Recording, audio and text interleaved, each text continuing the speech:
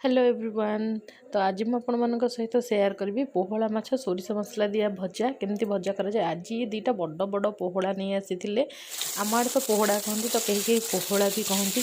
Problem या कि non-stick कड़े पकईदेला या बुलेवा भारी कष्ट होगा। मो माछ भांगी भांगी भी गला मो मन भारी दुख है।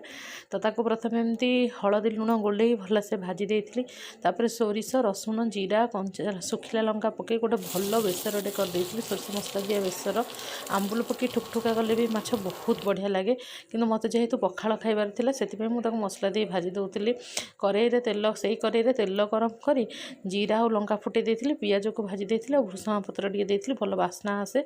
से सोरिष मसला को ढाली ताको भी भलसे खसई देती। गुंड मसला लंका गुंड मीट मसला आ हलदी चूना दे देती। बास मसला एमती फुटीगला माछ दे देती लंका और धनिया पत्र पकई देती। रेडी होगा मो सोरिष मसला।